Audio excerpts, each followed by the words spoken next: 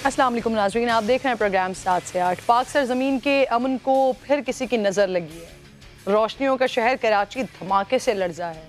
इस बार निशाना शहर की सबसे बड़ी और पुरानी दर्जगाह जामिया कराची बनी है, जहाँ खातून खुदकुश हमलावर ने चीनी असातिज़ा की गाड़ी के करीब खुद को धमाके से उड़ाया। हमले में 3 चीनी असातिज़ा समेत 4 अफराद जान से गए हैं। दहशत गर्दी के इस वाक़े ने सिक्योरिटी इदारों की कारकर्दगी पर सवालिया निशान लगाए हैं। लेकिन पाकिस्तान में चीनी शहरियों पर हमले का ये पहला वाक़या तो नहीं है। सिर्फ एक साल में चीनी शहरियों को कई बार निशाना बनाया गया है। गुज़िश्ता साल 21 अप्रैल को कोयटा के सरीना होटल की पार्किंग में धमाका हुआ था।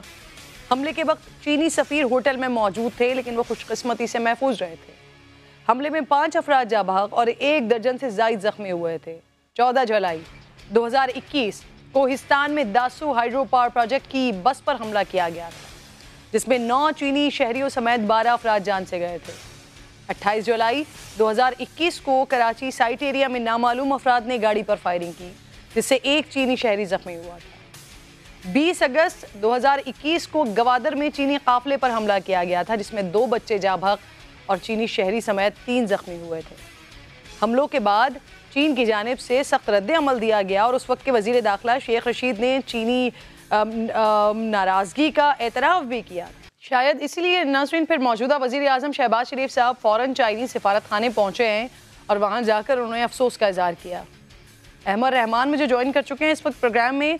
बहुत शुक्रिया अहमद। सबसे पहले तो ज़रा मुझे ये जो इब्तदाइया इत्तलात और अब तो बड़ी मैच्योर हो गई होंगी चीज़ें, उसके बारे में बताइए। जामिया कराची की सिक्योरिटी ये सवालिया निशान है, कैसे एक खातून है वॉक करके बड़े आराम से बारूदी मवाद लेकर अंदर आ जाती है। क्या कह रही है जामिया की इंतज़ामिया आपसे? जी देखें, जामिया की इंतज़ामिया अब जो चाहे बहाने बनाती रहे, लेकिन ये जामिया कराची की सिक्योरिटी लैब्स है कि यहाँ पर हज़ारों की तादाद में स्टूडेंट्स पढ़ते हैं, लेकिन उसमें ना तो गेट्स पर जो है वो वॉक थ्रू गेट लगे हुए हैं, ना पर वहाँ पर कोई तलाशी होती है। जो गाड़ियाँ अंदर आ रही होती हैं उनकी कोई तलाशी नहीं की जाती, कोई कार्ड चेक नहीं किए जाते। जो हम स्पॉट पे गए भी थे, जो मस्कन चौरंगी का जो गेट है उसके बारे में ये कहा जा रहा है कि उसी गेट से ये खातून हमलावर एक रक्शे में सवार हुई हैं और इनके साथ एक और खातून भी थी। वहीं से ये एंटर हुई हैं और उसके बाद ये यहाँ पर पहुँची हैं जहाँ पर ये धमाका हुआ है। चीनी लैंग्वेज सेंटर है ये। इसी जगह पर जो है वो पहुँची हैं, बाकायदा रक्शे से उतरती हैं, 5 मिनट तक यहाँ पर खड़ी रहती हैं, इस वैन का इंतज़ार करती हैं कि वैन यहाँ पर आए और उसके बाद वो उससे आकर जो है वो टकराती हैं। तो जामिया का सिक्योरिटी लैब्स पूरी तरह से है, मतलब दरवाज़ों पर कोई गेट वॉक थ्रू गेट्स नहीं है, कोई तलाशी नहीं ली जाती है। फिर मैं आपको दिखाऊँ कि ये वो स्पॉट है जहाँ पर वो खातून है वो खड़ी होती हैं और इंतज़ार करती हैं। जब ये गाड़ी जो है वो इस जानिब से आती है और यहाँ पर आकर रुकती है, ये मेन गेट है असल में इस लैंग्वेज सेंटर का, तो वो खातून जो है वो इस जानिब जो है वो आके टकराती हैं, यानी कि ये जो ड्राइविंग वाली सीट है उसके बैक साइड वाले दरवाजे से टकराती हैं। और इसमें कितने ज़्यादा बॉल बेरिंग इस्तेमाल किए गए किरण, कि आप ये देखें कि तमाम जगहों पर जो है वो सुराख ही सुराख हैं। ये स्टील बॉल बेरिंग्स हैं जो इसमें इस्तेमाल किए गए हैं। 3 से 4 किलो वजनी जो है वो बारूदी मवाद का इस्तेमाल किया गया है। साथ ही साथ इस गाड़ी पे एकदम धमाके के बाद आग लग जाती है। ये एक बड़ी सेंसिटिव चीज़ थी कि C4 केमिकल का इसमें इस्तेमाल किया गया। अब्बास टाउन धमाके में माजी में C4 केमिकल इस्तेमाल किया गया था, जिसमें धमाके के फ़ौरन बाद आग लग गई थी। और एक बार आज ये इस्तेमाल किया गया है कि जिसमें धमाका हुआ और उसके फ़ौरन बाद जो है वो गाड़ी में आग लग गई। काफ़ी देर जब तफ्तीशी हुक्काम यहाँ पर पहुँचे तो वो डिसाइड नहीं कर पा रहे थे धमाका किस चीज़ का है। उसकी वजह ये थी कि ख़ुदकुश हमलावर की जिस्म के आज़ा जो है वो बड़े आसानी से वैसे मिल जाते हैं, लेकिन C4 केमिकल होने की वजह से आग इतनी शदीद लगी कि जो आज़ा थे वो मिल नहीं पा रहे थे पुलिस हुक्काम को, क्योंकि गाड़ी के पुर्जे भी थे। फिर इसी तरह किरण आप देखें कि इस ना मुसलसल एक मोटरसाइकिल रेंजर्स की जो है वो चला करती थी। रेंजर्स इनको स्क्वाड देती थी, सिक्योरिटी देती थी, तो वो रेंजर्स के एहलकार भी जख्मी हुए हैं। उनकी मोटरसाइकिल भी अभी तक उसी तरह स्पॉट पे जो है वो गिरी हुई है।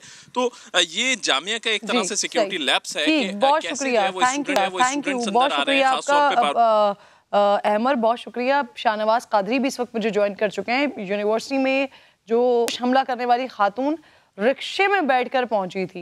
नेक्स्ट टॉपिक की तरफ जा रही हूँ नाज़रीन। पिछले 2, 3, 4 रोज़ में कराची में जिस तरह से बच्चियाँ गायब हुई हैं और उसके बाद जो कुछ उनका पता चला है, ज़रा देख लेते हैं पहले, फिर उसके बाद इस पर बात करते हैं। एक निकाहनामा की कापी सिर्फ टीवी पे चल रही है, उसमें फ़ोटो मेरी बच्ची की है, उस पर एज 18 लिखी हुई है। मेरी बच्ची 4 दिन बाद 14 साल की होगी। मेरे घर वाले मेरी उम्र गलत बता रहे हैं। मैं बालिग हूँ, मैं 18 साल की हूँ। मैंने अपनी मर्ज़ी से ज़हीर अहमद से कोर्ट मैरिज की है। मैं अपने घर में बहुत खुश हूँ। हर 10-15 मिनट बाद उसको अंडर प्रेशर करके वो एक नए से नए बयान देते जा रहे हैं। मैं इनको स्ट्रांगली डिनाई करता हूँ। 10 या 11 साल की थी जब से उसने उसे ट्रैप करना शुरू किया है, तो वो अपने आप को खुद एक क्राइम के अंदर बुनता चला जा रहा है।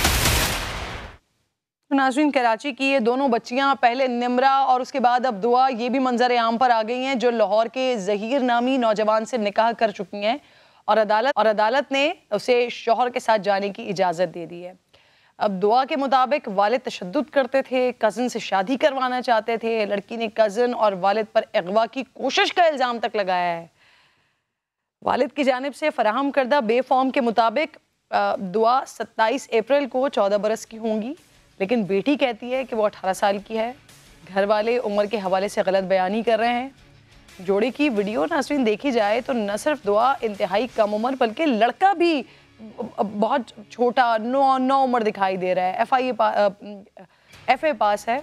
लड़के के मुताबिक दुआ से बातचीत थी और राबता PUBG के ज़रिए हुआ था और पिछले 3 साल से बातचीत थी।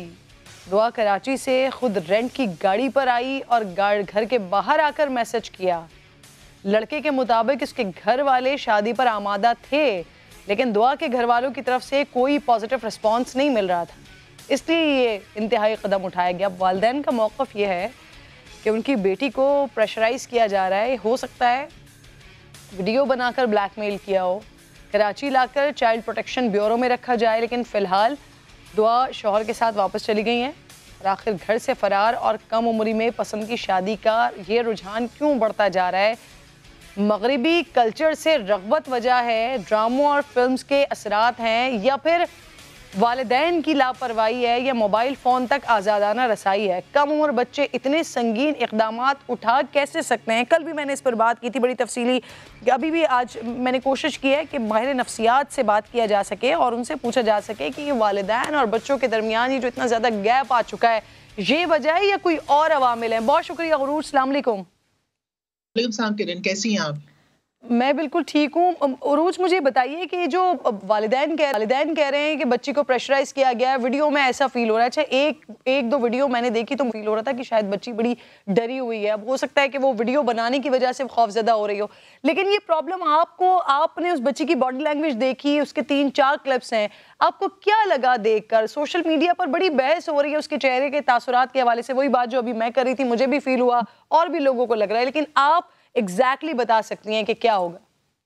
अच्छा, बच्ची के जो हमने वीडियोस देखे हैं, जो भी चीजें भी सामने आई, इसे डेफिनेटली वो सहमी हुई लग रही है, लेकिन सहमे हुए होने के बहुत सारे रीजंस हो सकते हैं। ये भी हो सकता है वालिदैन से सहमी हुई हो, ये भी हो सकता है किसी ने ब्लैकमेल किया उसको तो इसलिए सहम के वो बात करी हो, डरी हुई हो। तो वी कैन नॉट जज कि वो क्यों सहमी हुई है, but if you content that she is sharing के जी मैंने अपनी पसंद की शादी की या मुझे फोर्स किया गया, अब वो सारी चीजें तो डेफिनेटली आपको, अगर आप उनके वालिद के बारे में आगे पीछे पूछे और बहनों से पूछे, बिकॉज उनकी और बहनें भी हैं, सो आपको ज्यादा पता चलेगा कि वालिदैन के क्या वो होंगे रिलेशनशिप्स बच्चे के साथ।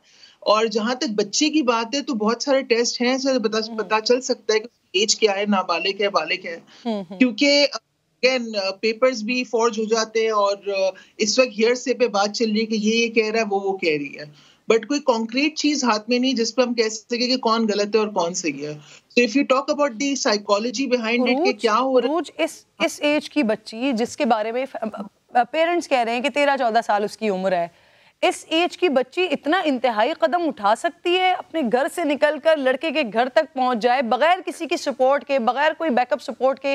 कोई बच्ची या बच्चा इतना इंतहाई कदम उठा सकता है वैसे?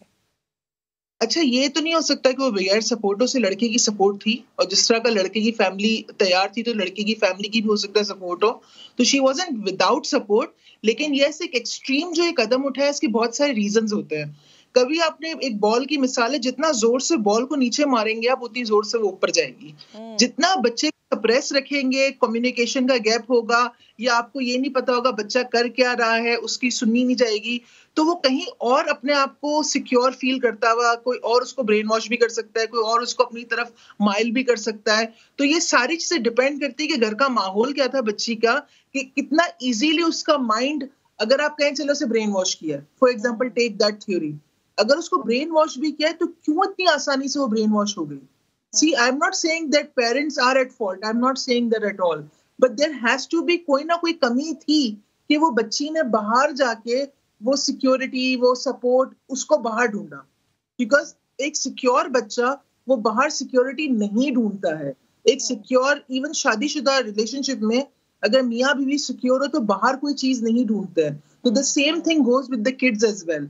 तो कहीं ना कहीं ये चीज भी हो सकती है, कहीं ना कहीं लैक ऑफ कम्युनिकेशन भी हो सकता है कि जहां पे बच्ची को एक्सपोजर इतना कम दिया कि किसी और ने थोड़ा बहुत एक्सपोज किया उसको तो वो उस तरफ चली गई।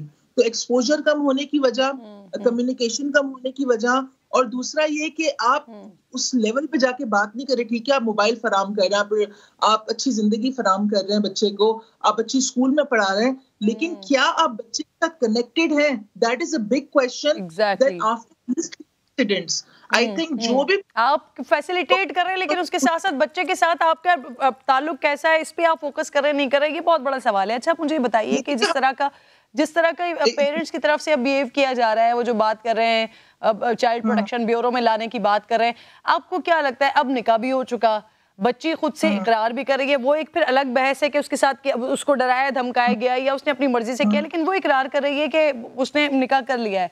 सो पेरेंट्स किसका अब रवैया क्या होना चाहिए? जो कर रहे हैं बेहतर है, मीडिया पर आ रहे हैं, अब इसके साथ साथ फिर वो कोशिश कर रहे हैं कि किसी तरह से बच्चे को वापस लिया जाए, या कोई और तरीका होना चाहिए इसको टैकल करने के लिए? Everything happening is after the fact. एक चीज हो चुकी है, सही है। So after the fact now कितना आप डैमेज कंट्रोल कर सकते हो? अगर बच्ची, for example let's think about it, कि बच्ची की मर्जी थी अंदर, ठीक है, she is, I am against child marriages totally, लेकिन अगर ये सीन भी है कि जी बच्ची कह रही है कि मैं 18 साल की हूँ, वालिद कुछ, वो व्हाटएवर द थिंग्स आर, अब इस वक्त इनको कोई बीच का मीडियम निकालना चाहिए। और अगर वो नाबालिग है तो कहें ठीक है, 100% उसको यकीन दिलाएं कि जब वो बालिग होगी और जब वो फैसला ले सकेगी तो उस लड़के के साथ जाके रह सकती है। But they have to down to a middle ground. अब ये नहीं हो सकता कि बच्ची को छीन के ले आए तो वो यहाँ खुश रहेगी। तो both parties to come down, और ये मीडिया सर्कल ना बनाए। टू बी वेरी ऑनेस्ट, बच्ची चाहे गलत है सही है, माँ बाप बिल्कुल बिल्कुल ठीक आप कह रही हैं, लेकिन मुझे लगता है कि हमारे प्लेटफॉर्म से और जहां जहां पर इस पर बात हो रही है वहां से ऐसी आवाज उठनी चाहिए कि वो तमाम पेरेंट्स जो कि डिस्कनेक्ट रहते हैं अपने बच्चों के साथ, वो भी कनेक्टिविटी का मुजाहरा करें, और जो बच्चे इतने इंतहाई स्टेप्स ले रहे होते हैं वो भी जरा ख्याल करें अपने माँ बाप की इज्जत पद का। नादिया मुझे ज्वाइन कर चुकी है, नादिया हुसैन है, पाकिस्तान की मशहूर मारूफ अदाकारा है, मॉडल है। बहुत शुक्रिया नादिया। ये जिस तरह के वाकयात सामने आए हैं, इंटरनेट के जरिए दोस्ती हो गई, फिर घर से फरार भी हो गई, रुपोशी हो गई, फिर निकाह भी हो गया, दुआ और निमरा के जो केसेस हैं ये किसी फिल्मी कहानी की तरह आ रहे हैं ना सामने। इतनी कम उम्र बच्चियां हैं ये, इनमें इस तरह का रुझान क्यों बढ़ रहा है? क्या हमारे यहाँ पर ड्रामों में, फिल्मों में लव मैरिजेस की जो फैंटेसी दिखाई जाती है, क्या ये उसका असर है? आप अग्री करेंगी इससे?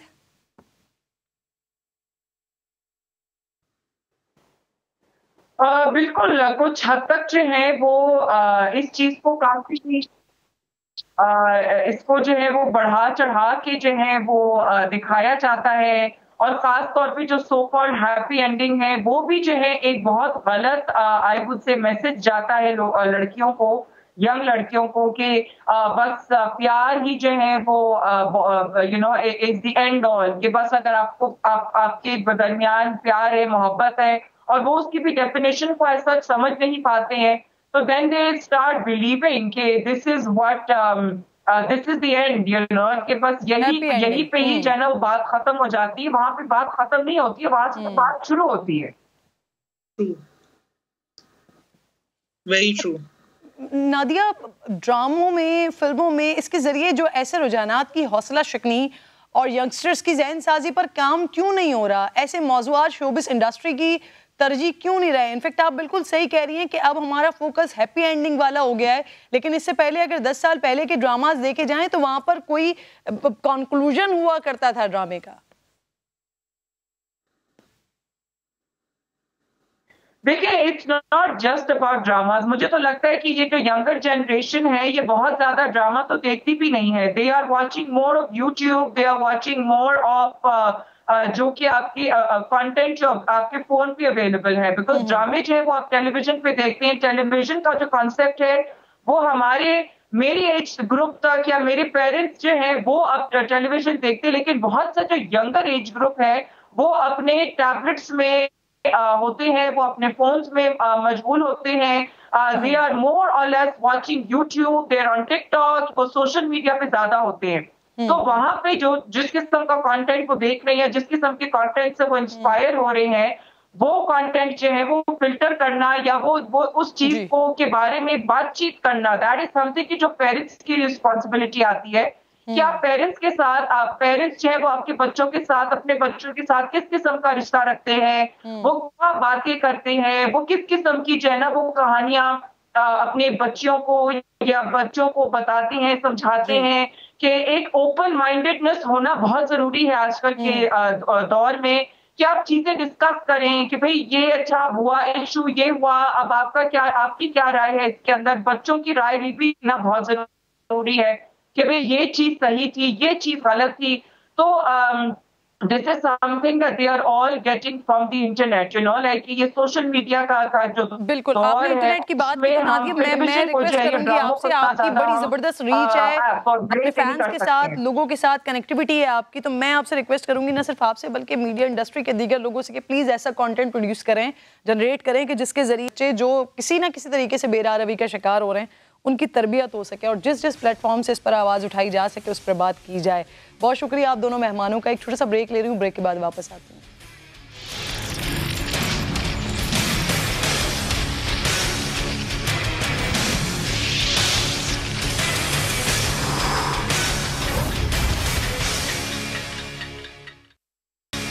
वेलकम बैक वंस अगेन जी। साबिक वज़ीर आज़म इमरान खान ने चीफ इलेक्शन कमिश्नर को नून लीग का प्लांटेड एजेंट करार दे दिया है और इमरान खान ने ऐलान किया है कि वो चीफ इलेक्शन कमिश्नर के खिलाफ सोशल मीडिया पर मुहिम शुरू करेंगे, उन्हें इस्तीफ़ा दे देना चाहिए। तहरीक इंसाफ ने आज मुल्क भर में इलेक्शन कमीशन के दफातर के बाहर एहतजाज भी किया है। दूसरी तरफ लाहौर हाई कोर्ट ने हमजा शहबाज का हलफ ना लेने की दरख्वास्त पर भी फैसला महफूज कर लिया है जो कल सुनाया जाएगा। मुस्लिम लीग नून की नायब सदर मरियम नवाज की लाहौर हाई कोर्ट में पासपोर्ट वापसी से मुतालिक समाअत करने वाला बेंच एक दिन में 2 बार टूट गया है। जस्टिस अजद जावेद और जस्टिस फारूक हैदर मरियम नवाज का केस सुनने से इनकी जानिब से माजरत कर ली गई है। एक बार फिर केस की file chief justice Lahore high court को भेज दी गई है। नैब ने अपना मौक़िफ़ पेश करते हुए अदालत को बताया है कि मरियम नवाज की ज़मानत का फैसला सुप्रीम कोर्ट में चैलेंज कर रखा है, जबकि उनकी ज़मानत मनसूखी की दरख्वास्त भी दायर की गई है। नैब ने अदालत से इस्तदा किया है कि मरियम नवाज की पासपोर्ट वापसी की दरख्वास्त मुस्तरद की जाए। अदालत में दी गई दरख्वास्त के मुताबिक मरियम नवाज 27 अप्रैल को उम्रे पर जाना चाहती हैं। वैसे सफ़र का मौसम है नाज़रीन, क्योंकि वज़ीर आज़म अपने इत्तेहादी जमातों के सरबराहान के साथ वली अहद मोहम्मद बिन सलमान की दावत पर 3 रोज़ा दौरे पर सऊदीया जाने की तैयारी कर रहे हैं। शहबाज शरीफ वहाँ 2 तरफ़ा ताल्लुक़ात और तेल की मौख़र अदायगियों की फराहमी पर बात करेंगे। शरीफ ख़ानदान के तकरीबन 16 अफराद हैं जो कि उनके साथ होंगे, जिनमें मुलाजमीन भी शामिल हैं। वज़ारत उज़्मा का मनसब संभालने के बाद ये वज़ीर आज़म साहब का पहला गैर मुल्की दौरा होगा। इस पर बात करने के लिए प्रोग्राम में सबसे पहले मेरे साथ मौजूद हैं हुक्मरान जमात मुस्लिम लीग नून से सेनेटर आसिफ करमानी साहब। बहुत बहुत शुक्रिया सर। अस्सलाम वालेकुम। अस्सलाम जी, शुक्रिया। करमानी साहब, ये सऊदी अरब के दौरे पर इतनी बड़ी इत्तेहादियों की फ़ौज सर ले जाने की वैसे कोई ख़ास वजह है, इसकी कोई ख़ास ज़रूरत है वज़ीर आज़म के हमरा इत्तेहादियों के जाने की सर? बिस्मिल्लाहिर्रहमानिर्रहीम। देखिए, ये जो हम सब मुसलमान हैं और ये जो माह रमज़ान है बड़ा मुबारक महीना होता है और ये कोई पहली दफ़ा नहीं, हमेशा लोग जाते हैं और लोगों की ख्वाहिश होती है, जो साहिब सरवत लोग होते हैं, कि वो आखिरी अशरा जौन सा है रमज़ान मुबारक का वो मक्का मदीना में गुजारें और इबादत करें। इसमें तो कोई अचंभे वाली बात नहीं है और ये खाम खा का इशू इसको बनाया जा रहा है, हालांकि पाकिस्तान के और इश्यूज हैं। ये एक नॉन इशू है कि जिसमें एक प्रोपेगेंडा खाम खा से 1-2 दिन से चल रहा था। हालांकि अगर वज़ीर आज़म जा रहे हैं वो अपनी ज़ाती जेब से खर्च कर रहे हैं और जो भी, चाहे एक बंदा उनके साथ एक्स्ट्रा जा रहे हैं या 10 जा रहे हैं या 20 जा रहे हैं, तो आपकी आखिरी अशरे वाली बात बिल्कुल बहुत अच्छी खूबसूरत बात है सर, लेकिन ये जो इत्तेहादी जा रहे हैं ये सिर्फ करमानी साहब जी सवाल भी ले लें सर, साथ साथ इसी में आप ही की बात का पे सवाल है सर, ये जो इत्तेहादी जा रहे हैं ये सिर्फ उम्रे की हैसियत से जा रहे हैं, ये जो मीटिंग्स होंगी वहाँ पर सऊदी वली अहद के साथ, उनमें उस किसी मीटिंग का इत्तेहादी हिस्सा नहीं होंगे? मेरा नहीं ख्याल ये एक प्योरली उनका, वो तो एक जाहिर है वज़ीर आज़म साहब वहाँ सरकारी होंगे ना, बाकी तो सारे अपने प्राइवेट पे जाएंगे और उम्रा अदा करेंगे। हाँ ये है कि, और वो कमर्शियल फ्लाइट पे जा रहे हैं, ये भी नहीं कि कोई चार्टर्ड प्लेन है, आम मुसाफिरों की जो फ्लाइट होती है, और भी उसमें लोग होंगे, जाते हैं लोग, आते रहते हैं। मेरा ख्याल है कि इस चीज़ को हमें इश्यूज नहीं बनाना चाहिए। हाँ इशू तब बनता कि अगर इसमें कोई कौमी सरकारी खजाने के ऊपर कोई बर्डन आता है या उसका ज़िया होता है, जैसे माजी में किया जाता रहा पीटीआई की गवर्नमेंट में कि इमरान खान साहब जाते रहे अपने दोस्तों को लेके उम्रे पे सरकारी जहाज में एनीवे, और फिर वो बनी गाला से भी आते थे जो हेलीकॉप्टर में 1 करोड़ रुपए का तेल जला चुके हैं, वो तो खैर। मैं ये कहना चाह रहा हूँ असल जो पाकिस्तान के इश्यूज हैं वो ये नहीं है जिनमें हम उलझ के रह गए हैं। पाकिस्तान का इशू है इकोनॉमी, पाकिस्तान का इशू है कि इस मुआशरे को जो नफरतों के बीज बो दिए गए, यानी बदकिस्मती देखिए किरण बीबी कि एक जमाने में यहाँ पहले पाकिस्तान में सियासत को कमर्शलाइज किया गया, और वो कमर्शलाइज होने के जो एक उसके बुरे असरात थे वो भी सोसाइटी ने देखे, अभी तक भुगत रहे हैं। और फिर अब तो ये आलम है कि आपकी सोसाइटी जो एक तहम्मुल, रवादार, बर्दाश्त वाला माशरा था, आज उसमें पोलराइजेशन इतनी हो चुकी है कि लोग एक दूसरे के गले पकड़ने पे आए हुए हैं। जी करमानी साहब, दो बातें आपने की सर। ये जो आपने इमरान खान साहब के हवाले से कहा, तो सर वो सरकारी इखराजात पर जाते थे या प्राइवेट जेट्स पर, प्राइवेट तैयारों पर जाते थे? सेकेंडली ये कि जितने भी इत्तेहादी जा रहे हैं, मैंने आगाज में भी कहा ये बहुत अच्छी बात है सर, अल्लाह ताला सबको ये सफर मुबारक करे, लेकिन ये वजीर आजम साहब के साथ जाने की ही कोई खास वजह सर? अगर सब अपने ही खर्चे पर जा रहे हैं, इबादत के लिए जा रहे हैं, तो सर खुद भी जा सकते थे। देखिए उस जहाज में अगर आप देखें तो कम से कम 300-350 सीट्स होती हैं जो कमर्शियल फ्लाइट्स होती हैं, ठीक है। अब उसमें और भी ऐसे कई लोग जा रहे होंगे वहां जिनको उस तारीख की टिकट मिली होगी जिस पर वज़ीर आज़म साहब और उनके साथ ही लोग जा रहे हैं। लेकिन देखने की बात यह है कि क्या ये लोगों को जो टिकट्स हैं या इनके जो अखराजात वहां होंगे आने जाने के, रिहाइश के, ठहरने के, अगर तो वो क्या इसको कहते हैं कौमी खजाने से है तो मैं सबसे पहले इसकी मुखालफत करूंगा। लेकिन अगर वो तमाम लोग सिर्फ इस लिहाज से कि ग्रुप्स भी तो जाते हैं ना, यहाँ कई सर ये महज इत्तेफाक है कि माशाल्लाह तमाम लोगों को वजीर आजम की सरबराही में उम्रा अदा करने के लिए जा रहे हैं, और तमाम लोगों को टिकट जो है वो महज इत्तेफाकिया तौर पर टिकट उसी वक्त मिल गया जब वजीर आजम साहब दौरा करें। मैं उनका नहीं कह रहा, मैं एक आम कंपैरिजन कर रहा हूँ कि और भी लोग वहां उस जहाज में ऐसे होंगे कि जो उस जहाज में सफर कर रहे होंगे, और अब आप ये तो नहीं कह सकते जी इसमें चूंकि फलां जा रहा है तो ये इनकी टिकट क्यों इस जहाज में हो गई। जो भी साहिब सरवत है, जहाज में जितनी कैपेसिटी होती है, सीटें होती हैं, जो कमर्शियल फ्लाइट है उसमें वज़ीर आज़म भी जा रहे हैं, इत्तेहादी भी जा रहे हैं, और भी पाकिस्तान के शहरी उसमें जा रहे होंगे। तो इसमें मेरा नहीं ख्याल कि कोई ऐसा इशू है जिसको कि हम लोग इसको इशू बनाने की कोशिश कर रहे हैं। मेरा ख्याल ये, बाकी ज़ाहिर आप बिल्कुल ठीक है सर। नहीं सर, आपका मौक़िफ़ बड़ा इंपॉर्टेंट था, बिल्कुल आ गया सर। ये मौलाना ताहिर अशरफी साहब वो किस कैपेसिटी में जा रहे हैं, या फिर वो भी इसी तरह से जैसे पाकिस्तान के और मजीद लोग होंगे वो भी उसी हैसियत में जा रहे हैं और उनका उन मीटिंग्स से कोई लेना देना नहीं होगा? ये तो सवाल मेरा ख्याल है कि मुझे इस बारे में मालूमात नहीं है, ये उनसे पूछना चाहिए कि वो किस कैपेसिटी में जा रहे हैं।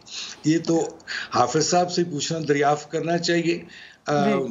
आई डोंट नो, मैं इस पर कोई कमेंट नहीं करूंगा क्योंकि मेरी इस बारे में कोई मालूमात नहीं। जी करमानी साहब साथ ही मौजूद हैं सर, एक छोटा सा ब्रेक के बाद वापस आ रही हूँ।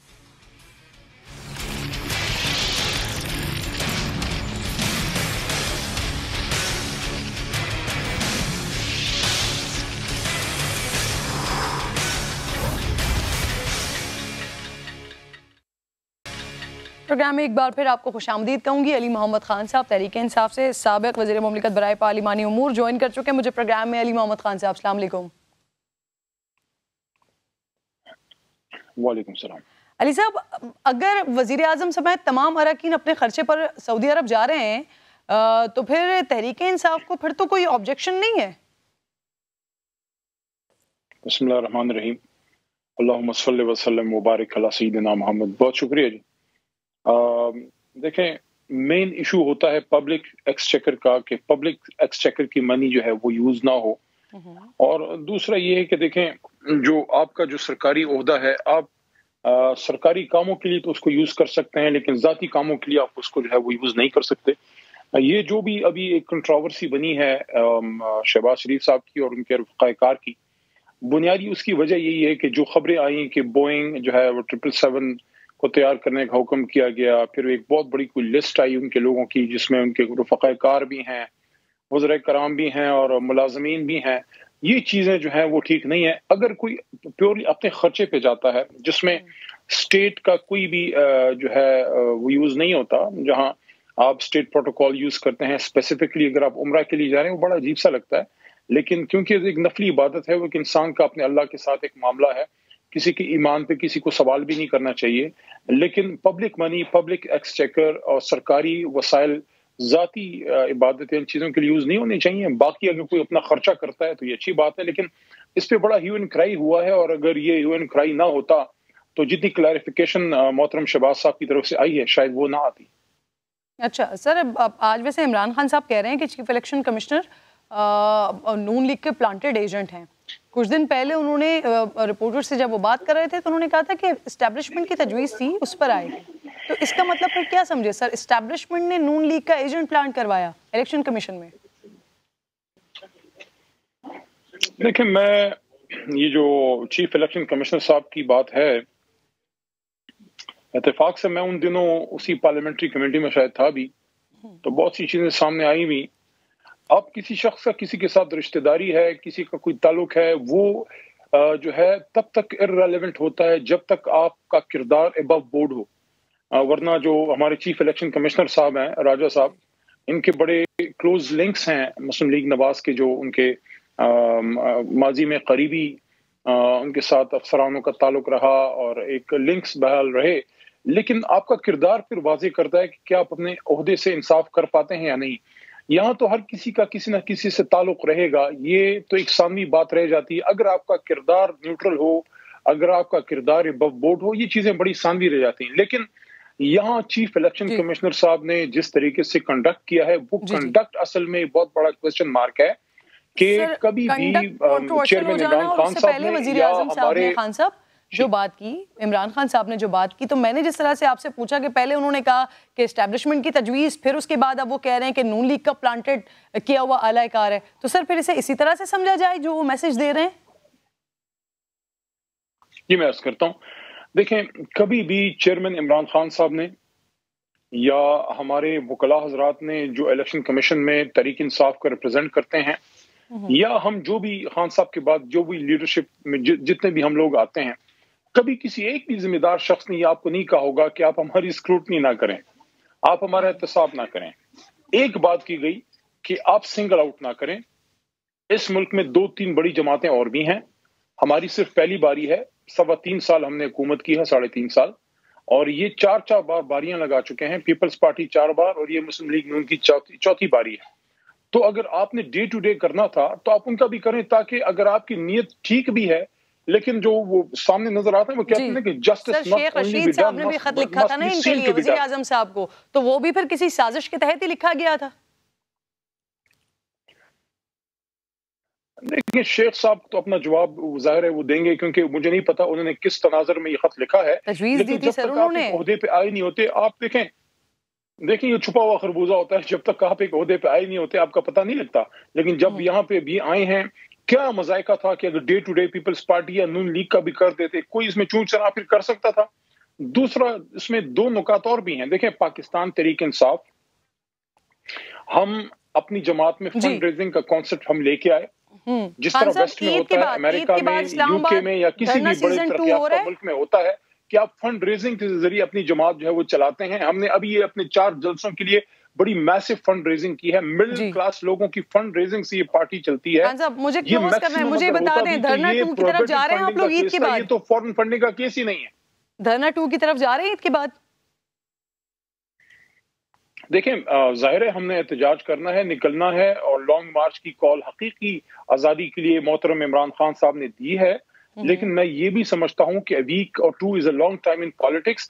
अगर बीच में सैनिटी प्रिवेल करती है और से पहले हुकूमत की कुर्बानी हो जाएगी सर, अगर नेक्स्ट इलेक्शन अनाउंस होता है, कोई डेट आती है, तो बेसिक मकसद तो लॉन्ग मार्च का यही है। बेसिक मकसद पूरा हो जाएगा अगर इलेक्शन के लिए अनाउंस हो जाती है। वक्त खत्म हो गया, बहुत शुक्रिया अली मोहम्मद खान साहब आपका। प्रोग्राम का वक्त खत्म हो गया। नाज़रीन से इंशाल्लाह कल मुलाकात होगी। अपना ख्याल रखिए, अल्लाह ने के बाद।